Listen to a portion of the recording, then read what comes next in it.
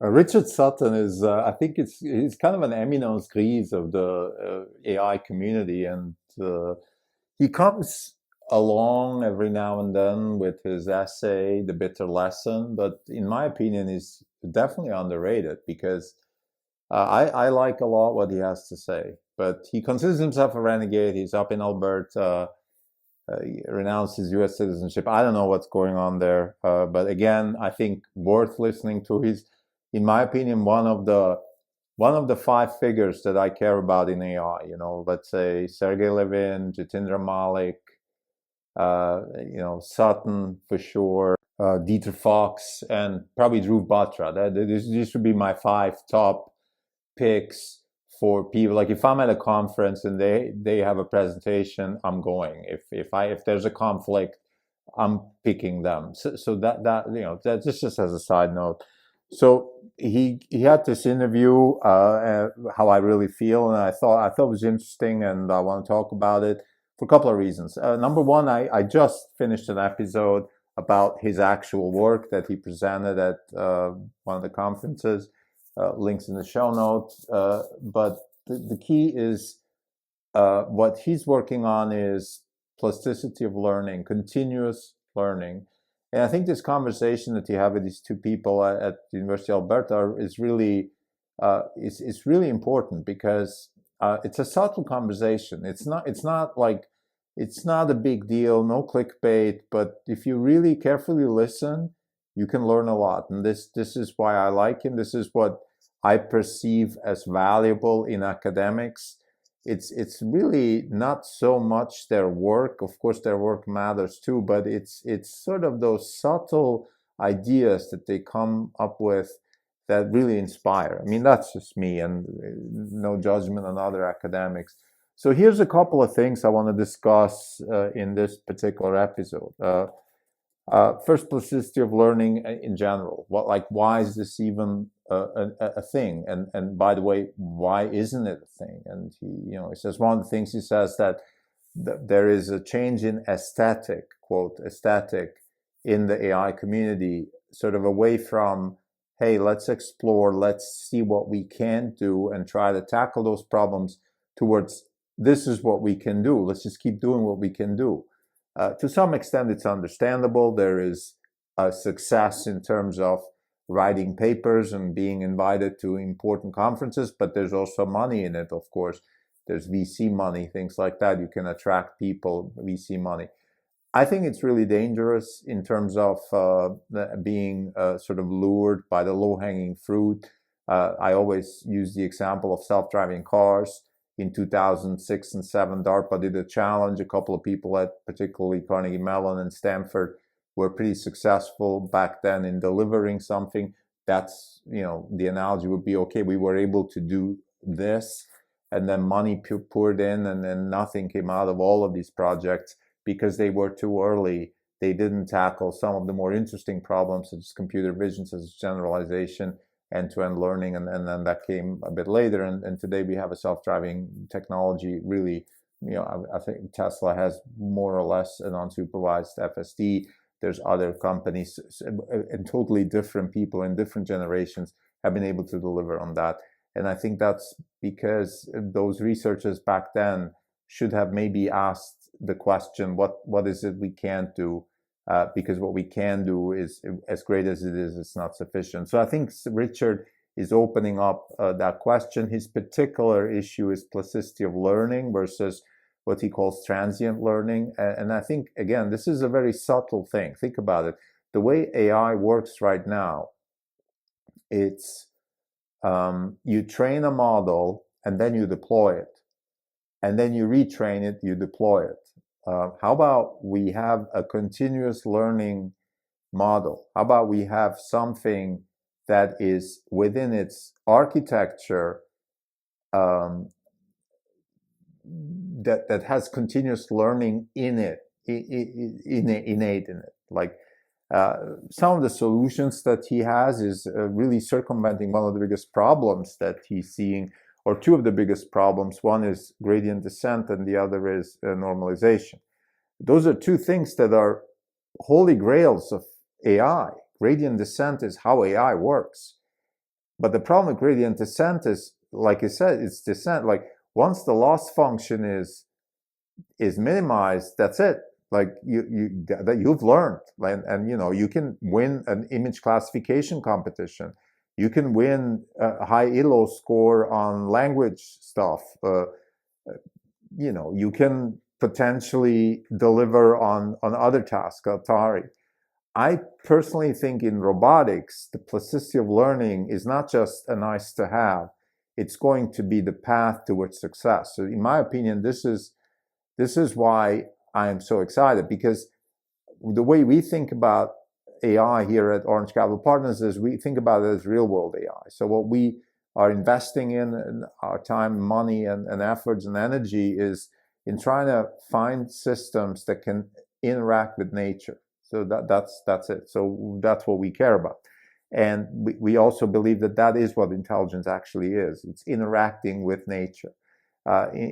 Almost any system, anything you learn in life is not worth much if you don't interact with nature and constantly calibrate yourself.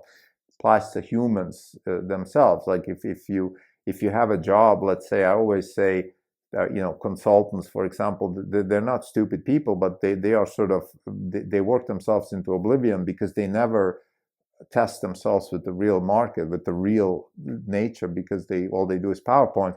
Versus if you're if you're a hedge fund manager, a real hedge fund manager with skin in the game, if you're an entrepreneur with skin in the game, if you have skin in the game, if you calibrate yourself with markets or with nature, which is the same thing in the end, you will actually get better and more intelligent. It's going to be more painful, it's going to be more volatile, but get more intelligent. Back to Richard Sutton's talk here. So again, I think really, really important to talk about, you know, he's pointing out, you know, gradient descent as a problem in solving one of the more interesting questions, plasticity of learning. The other is normalization, which normalization, what normalization just means is that when you have a machine learning system, you want to make sure that everything that all the signals that go into the model have a similar scale, so nothing overwhelms the system.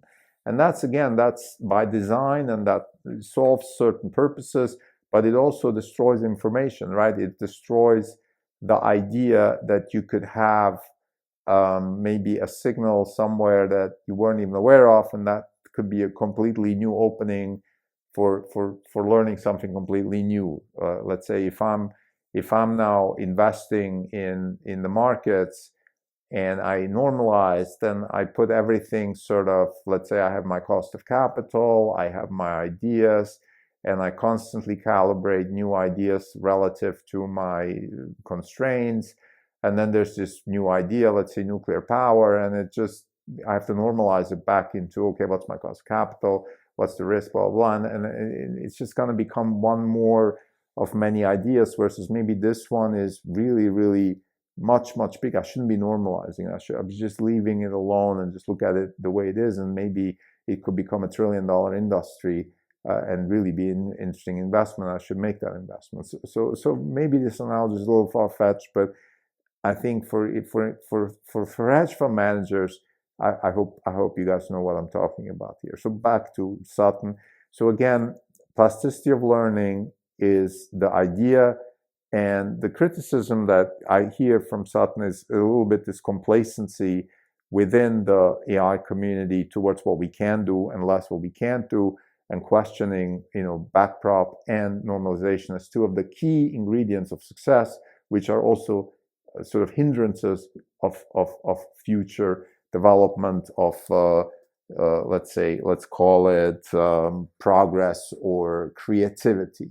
Sutton talks about understanding intelligence will make us uncomfortable. His hypothesis is that we start with very small rational ideas or concepts, such as, you know, I want to get good grades in school, I want to please my parents, or I want to, you know, show off in front of my friends.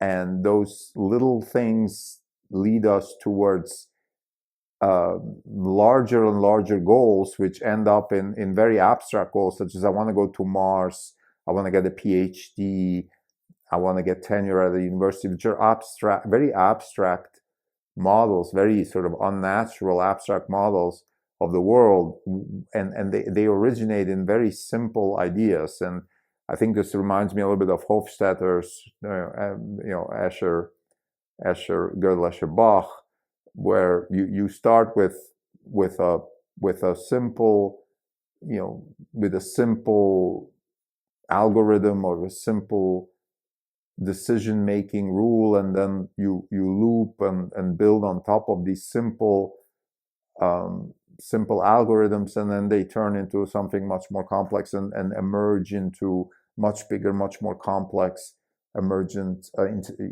concepts, and in some way that's how we function as humans. That's how intelligence functions. This is a hypothesis that Sutton is formulating. He's also saying that he believes that we will understand intelligence pretty quickly. We will understand minds, but it might take us a bit longer to understand the human mind. And of course, he is the one who wrote in The Bitter Lesson that you should not focus on understanding how we think, because you don't really understand it. You should use just large general data and large general models and lots of data and learn like that. Now this was way before we had all these breakthroughs in AI, and I think now he's becoming a contrarian, where he's saying, okay, fine, now we solved that, but some of the methodologies, particularly gradient descent, are questionable. I think lastly, what I want to say, this is just a little bit of a tangent, but I thought it's interesting. He was asked about how to make decisions in general and how to think, and his approach towards thinking is write down your thoughts. And there's a really nice quote, which is, if you want other people to care about what you think about, you might start caring about yourself first. Write down your thoughts and think about your thoughts, and refine your thoughts and get better at thinking. And keep working on it. And there's, this is a sort of a David Deutschian, Popperian. You're never perfect. You're always gonna be able to improve. And maybe there's at some point, the symphony is written. But until then, just keep writing, keep improving. And I think the writing is important.